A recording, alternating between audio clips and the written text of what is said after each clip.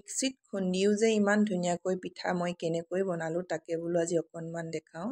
এয়া মই চাউলখিনি গোটেই ৰাতিৰ কাৰণে তিয়াই ৰাখিছিলোঁ, বৰা চাউলখিনি তিয়াই এতিয়া ৰাতিপুৱা প্ৰায় এঘণ্টামান সময়ৰ কাৰণে পানীখিনি নিজনি হ'বৰ কাৰণে খৰাহী এটাত টুকি ল'লোঁ।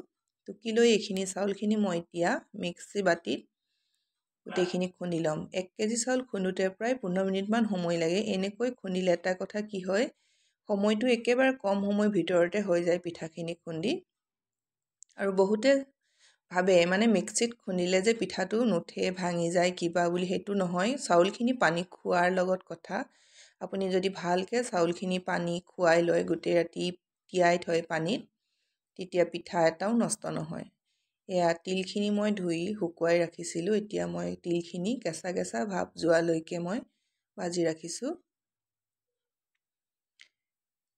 আৰু এতিয়া এইখিনিও মই ঠাণ্ডা হোৱাৰ পাছত অকণমান সময় ঠাণ্ডা হ'বৰ কাৰণে এৰি দিছিলোঁ। ঠাণ্ডা হোৱাৰ পাছত মই এইখিনি মিক্সি বাতিত এইখিনিও মই খুন্দি ল'ম। তিল মই এপোৱা জোখৰ তিল লৈছিলোঁ। এতিয়া এইখিনি গুড়ি কৰি লোৱা গুড়খিনিতে মই তিলখিনি দি দিম।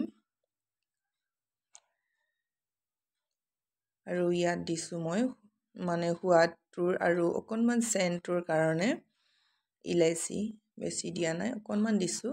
এইখিনি মই এতিয়া অকণমান এনেকৈ মিলাই লৈছোঁ। আৰু যিসকলে মিক্সিত খুন্দি পিঠা পুৰিবৰ কাৰণে ভয় খাই আছিল, তেওঁলোকে আজি মোৰ এই ভিডিঅ'টো চাই বনাবলৈ সুবিধা হ'ব বুলি ভাবিছোঁ। আৰু ইয়াত নাৰিকলো মই অকণমান ব্যৱহাৰ কৰিছোঁ, কেঁচা নাৰিকল।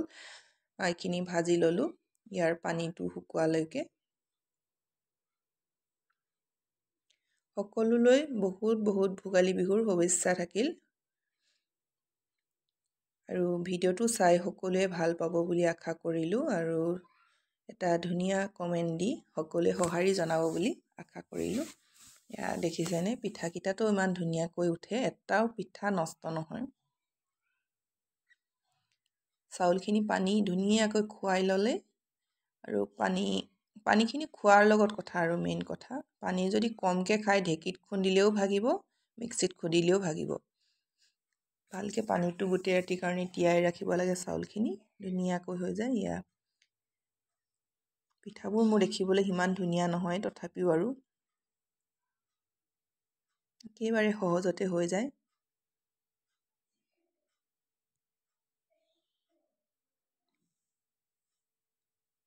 শেষলৈকে মোৰ ভিডিঅ'টো চোৱাৰ বাবে সকলোলৈকে বহুত বহুত ধন্যবাদ থাকিল।